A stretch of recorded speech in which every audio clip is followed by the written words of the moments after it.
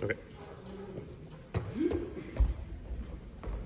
Good morning, everybody. Hope you're all doing well. Happy Monday. Happy Monday. We have a real special treat today. We have some amazing musicians playing some music for us. We've got Kevin Son on saxophone.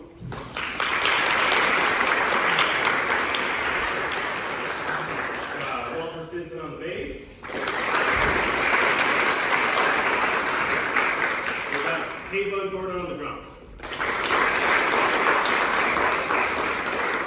We're just gonna play some music, let them take it away, and we might have a little Q&A at the end of class, but just sit back and enjoy it. We're going to start with a piece from 1918. It's one of the oldest songs that people still play, regularly in the jazz scene. And it's called "After You're Gone." It was a really famous recording of the song on I think 1957 Sonny Rollins saxophone album called "Way Out West." And it's the same format of this: saxophone, bass, and drums. And he doesn't play the melody. This is like a common practice so that we could record the song and not have to pay royalties for the copyright and such. It's after you're done. Hope you enjoy it.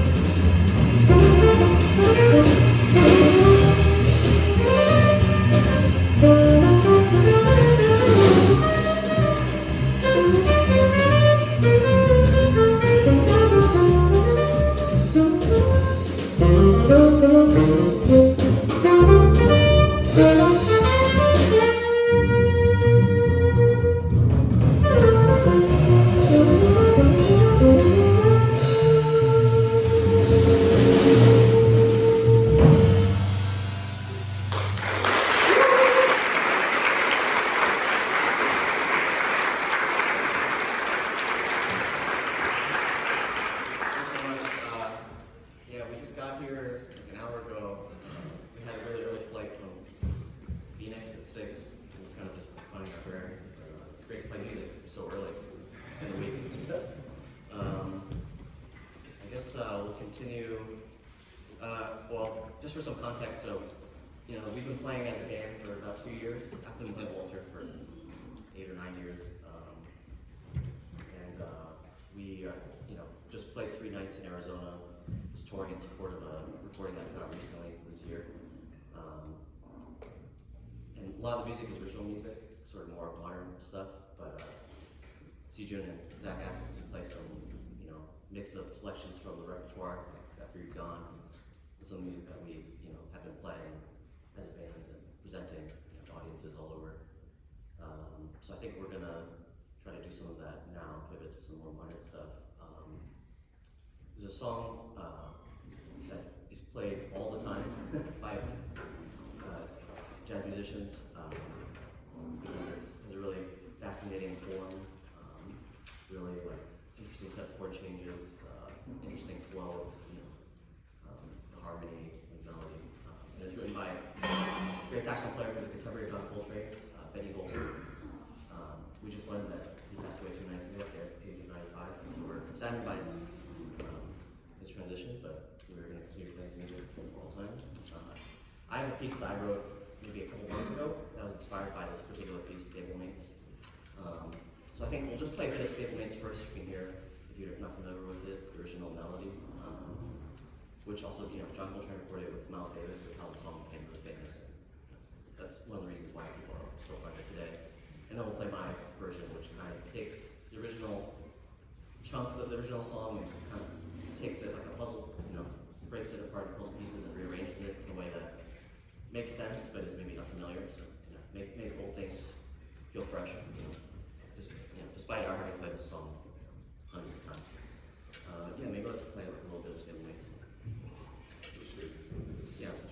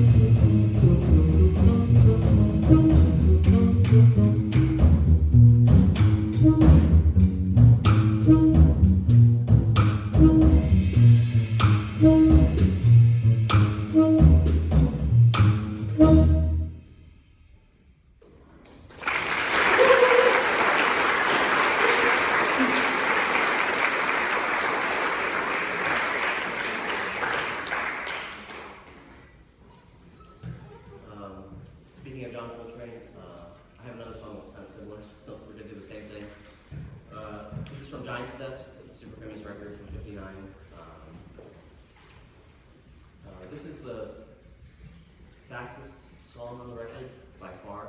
It starts with just saxophone and drums really fast. Starts with drums first, then saxophone and drums really fast. And it's called Countdown. And that song is actually also based on another song, which is Tune Up by, I believe, saxophone player Eddie Cleanhead Vincent. So it's like a string of songs that are based on other songs, riffing off each other.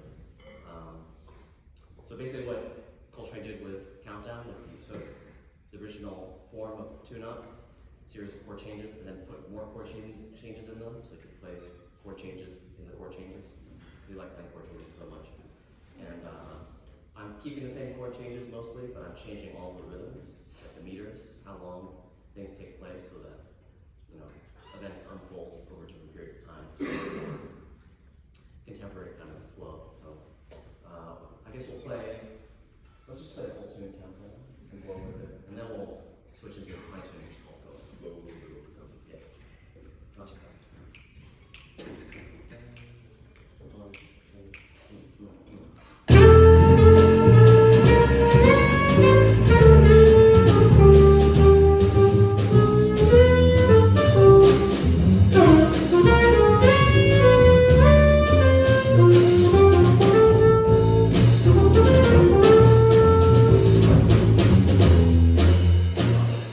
We should play Tune Up, I think, for context.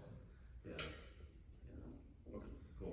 Okay, so that's Countdown, and then we're gonna go back in time like 7 years. Mine's like train change. Yeah, it's the same. Okay, so this is what came before Countdown, so you can hear, yeah, same length. 1, 2, it's just 2/5 from D to 5 to C, or B5, same turn. 1, 2.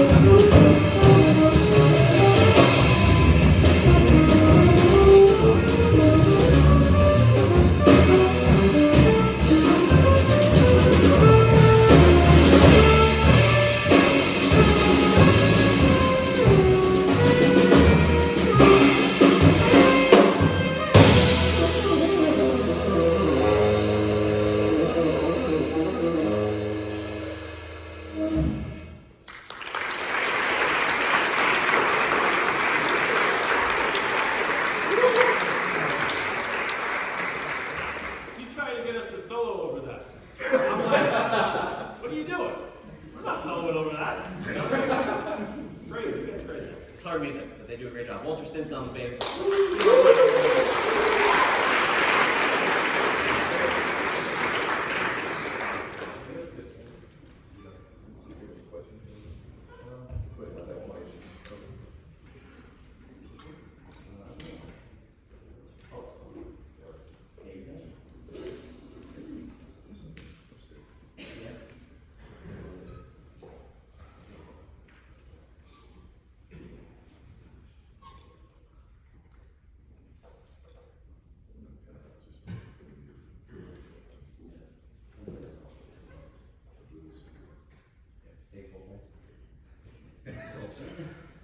Okay, Kayvon wants to do something fast, so we're going to do that. This is by Duke Ellington. It's from a very famous album, John Coltrane and Duke Ellington, or I think Duke Ellington and John Coltrane, from the early 60s. Beautiful record. And Duke wrote this song for this recording date, and it's called Take the Coltrane. It's a blues. It's one of our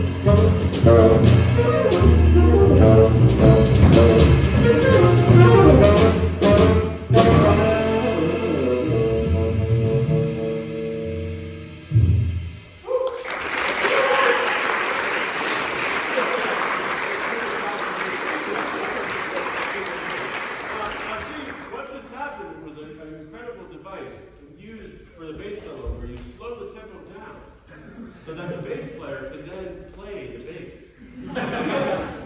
We took a flight, I'm just giving some inside baseball here. We took a flight at like 5 a.m. this morning, got like 2 hours of sleep, and this guy counts off the blues at that tempo. It's amazing. It's incredible. Yeah.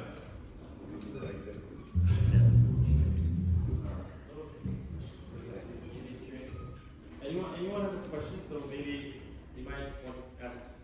You might want them to play 1 or 2 tunes more, but if you have a question, maybe I'll get to Yeah, if anyone has questions for me or Walter or Kayvon, anything, feel free. I guess no. Not all at once. How long have you all been playing?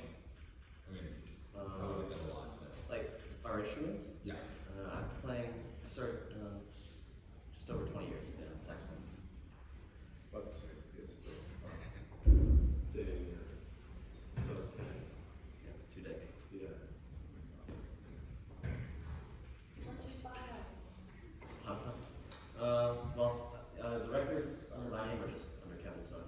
Find everything. It's all online. maybe just one more. When did you start writing your own music and what were your biggest inspirations for that? Yeah, I didn't really get serious into writing music until I guess my early 20s. I really just wanted to learn to play like traditional jazz before, but I had a teacher who encouraged me and I saw what other people were doing, like people my age and people slightly older, and I wanted to try musical ideas out that are not hard, but like not necessarily easy to fit into like a traditional context. So then you just write your own context for the ideas that you have. Like, the countdown Coltrane-based piece, I had like rhythmic ideas, metrical ideas I wanted to work out. So I'm kind of using existing songs as scaffolding to build, something that I can try out. Maybe the last one. I was wondering, sometimes the rhythm of these songs, I just think it's kind of like free form and all that. I'm sure the answer to this is probably to practice. How do you stay in time? 'Cause I was struggling to even tap my foot to some of these songs. So are you counting in your head all the time? I leave these guys, they're the masters. I mean, this music's kind of complicated. Even before we add some of the additional stuff to it, so we all like individually spend time like just getting familiar with it, so we're like comfortable with the different shapes and the modulations and metric modulations, and we work stuff out in practice. But I think spending time with it so that we can be flexible enough to like kind of give, because you said it felt like a little free form. It's not necessarily that, but there are certain liberties or adjustments that we'll be taking, either musically, like for, just because that's what we want to do, or to kind of catch each other. Like there are a couple things in the countdown song, a couple moments where like, I might slip, ahead or behind, something like that, and these guys will. We're also behind. It's a negotiation, you know what I mean? But you can't have that negotiation if you're not comfortable. So we spend a lot of time checking this out, and also getting familiar with like just different types of rhythms and different like implications of shapes over like a binary or tertiary form. Yeah, a much more boring answer to that is practicing with the metronome so that then you can leave the metronome at home and be human and have things push and pull, and it's okay, and make mistakes, and it's okay, and like just take chances, try to stretch things and explore things, and in trust, there's trust here because we've played for a while. So yeah, like you got each other's back in that way. That if someone gets a little funky, it's like all good because it's all going to be supported and kept in check, so to speak. So they're gonna do a workshop tonight at 8 to 10, which will feature the grad ensemble of the jazz department. But will be held at the Carson gym. And you also have a album to. Oh yeah, the album I mentioned. So we released a live recording made at a bar in Brooklyn, 2 blocks from my house, where we've been playing pretty steadily for 2 years, called Lowlands. The record is called Fate of the Tenor, and I have it on vinyl. Yeah. Hope you might consider joining us or check out the record. And also they are also going to be playing tomorrow evening at Denver, place called Mercury Cafe, and me and Zach is also going to be opening up for them. So if you're interested, please come and one more tune. Yeah. Kevin Sun Trio. Kevin Sun and Walter Stinson and Kate on board.